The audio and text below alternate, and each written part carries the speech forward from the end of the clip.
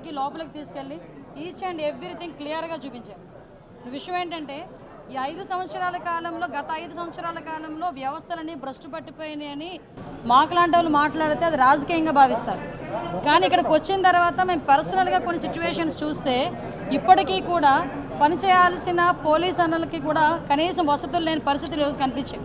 నేను లోపలికి వచ్చిన తర్వాత అడిగాను, స్టాఫ్ క్వార్టర్స్ కూడా ఇక్కడే ఉందండి అన్నారు. యాక్చువల్గా స్టాఫ్ క్వార్టర్స్లు కూడా 20 సంవత్సరాలు అయిపోయింది, మినిమం మెయింటెనెన్స్ లేకుండా ఉన్నాయి.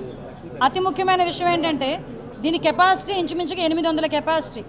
లోపల ప్రెజెన్స్లో ఉన్న ఖైదీలు ఎవరైతే ఉన్నారో వాళ్ళు 800 మంది వరకు ఉండొచ్చు. కానీ పెరిగిన నేరాల దృష్ట్యా అనుకోవాలో లేకపోతే వాట్ ఎవర్ ఇట్ మేబీ ఏం జరిగినా 2000 మందికి పైగా ఈరోజు జైల్లోని అక్కడ ఉండడం పరిస్థితి.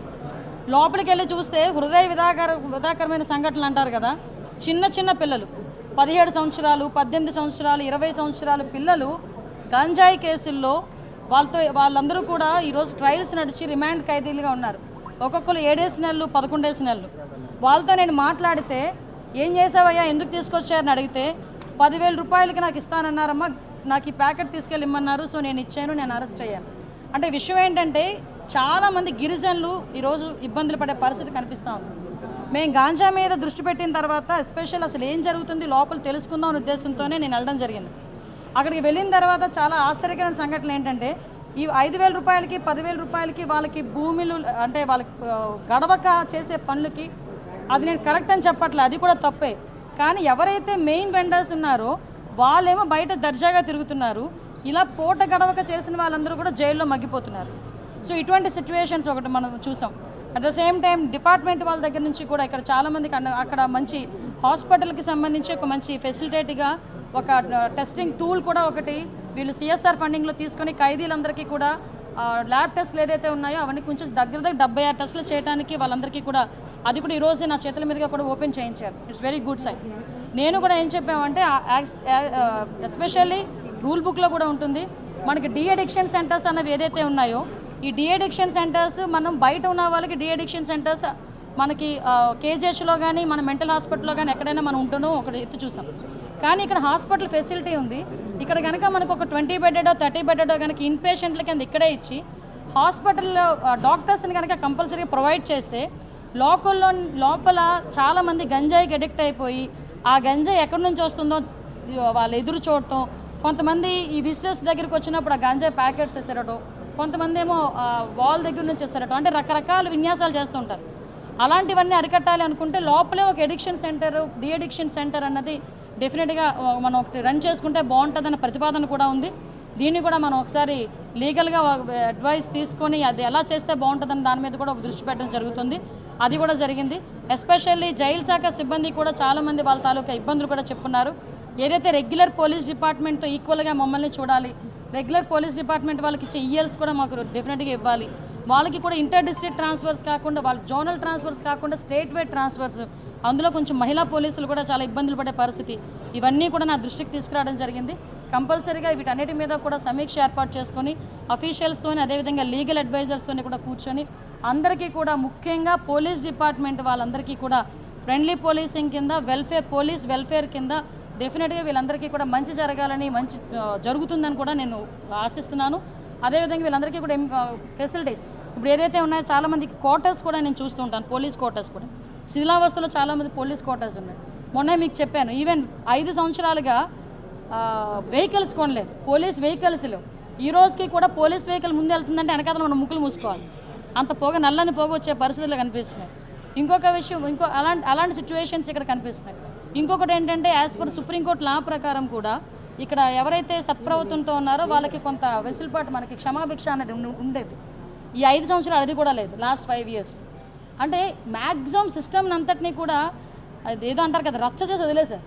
సో మళ్ళీ ఇదంతా స్ట్రీమ్లైన్లో పడాలి. డెఫినెట్గా జైలు శాఖను కూడా మనం బలోపేతం చేసుకోవాలి, వాళ్ళ స్టాఫ్ ప్యాటర్న్ పెంచాలి. వీళ్ళకి ఇంచుమించుగా 60 దగ్గర 600 మంది ఎంతమందో ఇంకా 600 వేకెన్సీస్ ఉన్నాయి, ఇంకా వేకెన్సీస్ ఉన్నాయి. వీటన్నిటి గురించి కూడా కంపల్సరీగా సీఎం గారితో మాట్లాడి వీళ్ళందరికీ కూడా ఫేవర్ జరిగేటట్టుగా మాత్రం నేను కృషి చేస్తాను. ఎవరైతే వీళ్ళు జైలు శాఖ కూడా ఏం చేస్తుందంటే ప్రపోజల్ పంపించింది, ఆల్రెడీ హోమ్ డిపార్ట్మెంట్కి ప్రపోజల్ పంపించింది. అది కూడా రాష్ట్ర మనకి క్షమాభిక్ష పెట్టడానికి కూడా గవర్నమెంట్ కూడా సిద్ధంగానే ఉన్నారు. డెఫినెట్గా ఆ ఫైల్ మన చంద్రబాబు నాయుడు గారి దగ్గరికి వెళ్తుంది.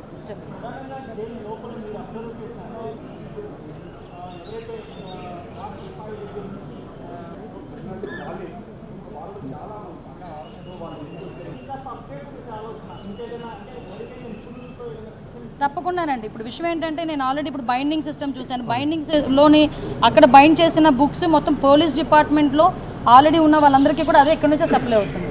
ఈరోజు వాళ్ళు నాకు దీనికి ఒక హానర్ కింద కూడా ఒకటి ఇచ్చారు, షీట్స్ లాంటివి జైల్లో యూజ్ చేసే వాళ్ళకి. ఇప్పుడు మనం ఏదైనా చేసుకోవాలనుకుంటే ఈ ప్లాంట్స్ని కొంచెం మనం ఎక్స్పాండ్ చేసి మనకి బయటికి కూడా ఇప్పుడు ఫర్ ఎగ్జాంపుల్ డ్వాక్రా లేడీస్ వాళ్ళు చేసే ప్రొడక్ట్సే ఫ్లిప్కార్ట్లోని అమెజాన్లోని పెట్టి వాళ్ళకి ఒక ఉపాధి అనేది కనిపిస్తూ ఉంది. సో ఇలాంటి వాళ్ళు కొంచెం స్కిల్డ్ పర్సన్స్ అన్న వాళ్ళు కూడా లోపల ఉన్నారు. వాళ్ళకి అందరికీ కూడా ట్రైనింగ్ ఇవ్వడానికి కూడా మనకి చాలామంది టెక్నీషియన్స్ కూడా మనకి ప్రొవైడ్ చేసుకోవచ్చు. అలా కనుక జరిగితే డెఫినెట్గా వాళ్ళకి ఆన్లైన్ షాపింగ్స్ కూడా అవైలబిలిటీ ఉండేటట్టుగా ఒకసారి లీగల్గా ఎలా ప్రొసీడ్ అవుదాం అన్నది దాని మీద ఆలోచించుకోవచ్చు అండి. ఇప్పుడు విషయం ఏంటంటే ఒక ప్లాన్ ఆఫ్ యాక్షన్ ఒకసారి పెట్టుకోవాలి. ఎందుకంటే ఎవ్రీ టైం మనం ఏదో వేగ్గా వీళ్ళు ఒక మాట ఇచ్చారు అది మనం ఏదో చేసేసామన్నది కాకుండా అసలు వీళ్ళ ప్రాబ్లమ్స్ ఏంటి, మనం ఎన్ని నెలల్లో చేయగలం ఈ ప్రాబ్లమ్స్, దాని ఫైనాన్షియల్ మ్యాటర్స్ ఇంక్లూడ్ అయ్యి ఉన్నాయా, నాన్ ఫైనాన్షియల్తోనే అవుతాయా, ఇలాంటి ఒక ప్లాన్ ఆఫ్ యాక్షన్ పెట్టుకొని దానికి ఒక టార్గెట్ ఆఫ్ పీరియడ్ పెట్టుకొని దానికి అనుగుణంగా ముందుకెళ్ళాలన్నది అయితే నా ఆలోచన. ఇందులోని యాక్చువల్గా అక్కడ ప్రాబ్లం లేదండి. అదే మీకు ఒక విషయం చెప్తానండి. అంటే ఇది కూడా లీగల్గా ఎంతవరకు నేను వాళ్ళు చూసిన బాధని మీకు క్లియర్గా ఎక్స్ప్లెయిన్ చేయాలి, మీ ద్వారా జనాలకు తెలియాలి. అక్కడ నేను ఒక అబ్బాయితో మాట్లాడాను, ఏంటయ్యా నువ్వు ఎందుకు నీ రోజులు బట్టి ఉన్నావంటే నాకు బెయిల్ వచ్చిందండి, బట్ నాకు షూరిటీ లేక నేను బెయిల్ ఇవ్వలేకపోయాను. ఏంటి షూరిటీ? ఒక ఎస్టీ అబ్బాయికి ఇల్లు కానీ పొలం కానీ షూరిటీ పెట్టాలి.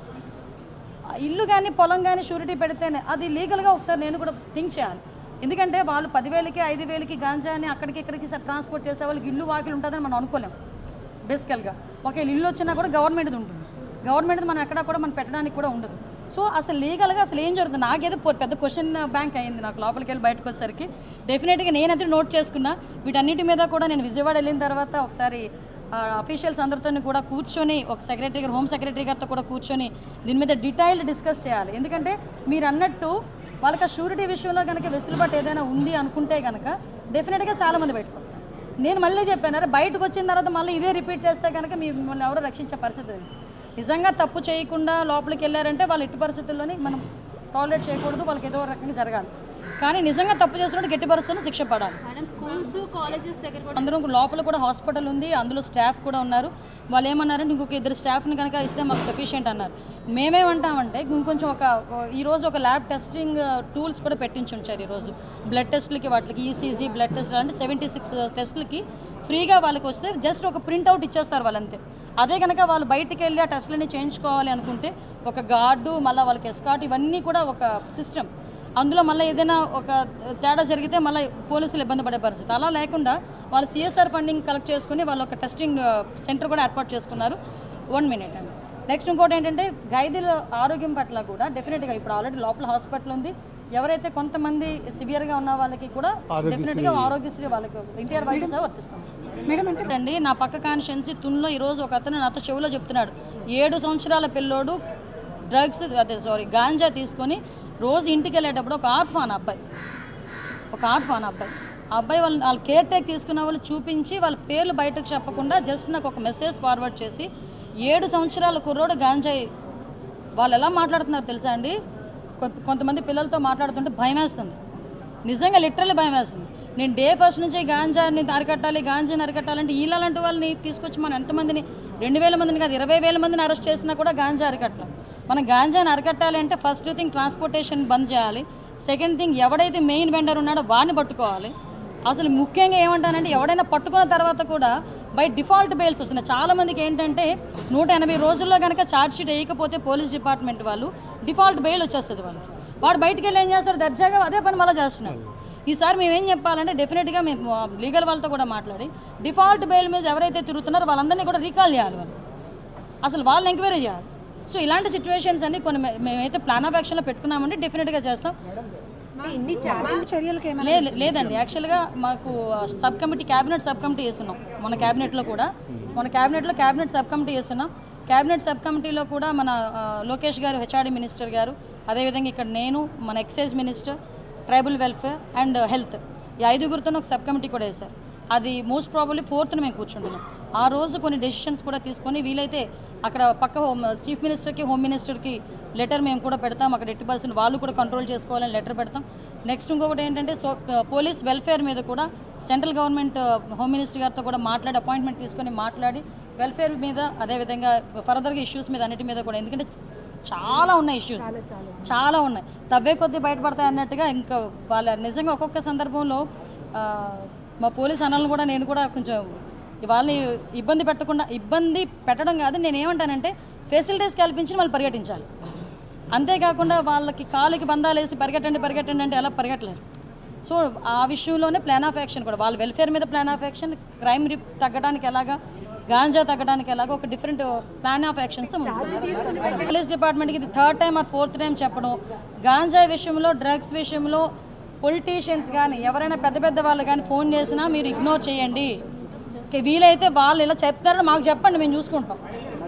అంతే తప్పించి ఎట్టి పరిస్థితుల్లో నా లాల్ చెప్పారు వీళ్ళు చెప్పారని వదిలేసే పరిస్థితి అయితే ఉండదు.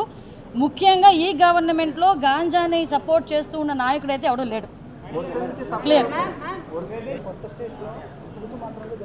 తూతూ మంత్రంగా ఏం జరగవండి, డెఫినెట్గా మంచిగానే జరుగుతాయి, అటువంటి ప్రాబ్లం ఏం రాదు. ఆరులో ఒక స్టేషన్ కూడా తొందరగానే సపరేట్. ఇంకా చాలా ఇష్యూస్ చాలా ఉన్నాయి లోపల. ఒక స్కిల్ డెవలప్మెంట్ సెంటర్ కూడా రన్ చేస్తున్నారు వాళ్ళు లోపల. స్కిల్కి అమలు అవ్వడానికి వాళ్ళు ఎప్పుడైతే చెప్పారో పోలీస్ డిపార్ట్మెంట్ వాళ్ళందరికీ కూడా ట్రైనింగ్స్ కూడా ఇవ్వడం జరిగింది. వాళ్ళకి దానికి సంబంధించిన మెటీరియల్ అంతా కూడా పంపించడం జరిగింది. మళ్ళీ ఇంటర్మ్గా వాళ్ళకి కూడా మళ్ళీ కోచింగ్స్ అన్ని ఇస్తుంటాం లీగల్గా. ఈవెన్ దో ఆ యాక్ట్ మీద పబ్లిక్ అవేర్నెస్కి కూడా మేము చర్యలు తీసుకుంటాం. క్లియర్ చెప్తున్నా. దిశ చట్టం అంటూ చూపించండి, కొనసాగించేద్దాం. దిశ చట్టమే లేదు, కొనసాగించండి దాని మొహం. దిశ పోలీస్ స్టేషన్లో కూడా పేరు మార్పు జరుగుతుందంటే క్యాబినెట్కి వెళ్ళి తీసుకురావాలి. ఎందుకంటే వాళ్ళు చేసిన దానికి చేయని దానికి క్యాబినెట్లో పెట్టారు, ఏదో త్రూ ప్రొసీజర్ ద్వారా జరగాలి. అండి గ్రామీణ ప్రాంతాల్లో స్కూల్సే బార్లా తయారైతే సెలవులు వస్తాయి తెలుసా మీకు? సెలవులు వస్తే పరిస్థితి ఎలా ఉందంటే మొన్నటి వరకు అది పడాలి, పబ్లిక్ రెస్పాన్సిబిలిటీ ఉండాలి. స్కూల్ దగ్గర ఇళ్ళ మధ్యలో కనుక మందు షాప్ ఉందంటే మీరు ఒక కాగితం పడేయండి, డెఫినెట్గా తీసి పక్కన పడాలి. నేను అలా తీయించా హైవే మీద ఉంటే. నేను ఎమ్మెల్యేగా ఉండేటప్పుడు హైవే మీద కాన్స్టిట్యున్సీలో ఒక దగ్గర లిక్కర్ షాప్ ఉండేది, గోకుల్పాడు. రెండింటి తీయించా. చెప్పండి, నన్ను క్వశ్చన్ వేసే బదులు ఒక చిన్న కాగితం ఎక్సైజ్ డిపార్ట్మెంట్ వాళ్ళకి రాస్తే అయితే పని అయిపోతుంది. Thank you. వీడియోలు వెనక్కుండండి దయచేసి.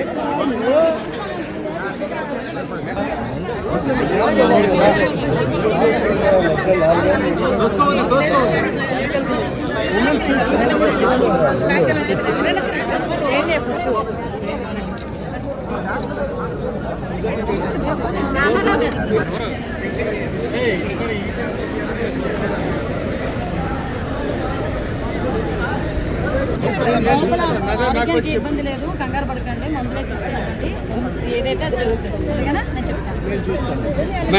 ఓకేనమ్మా? అలాగే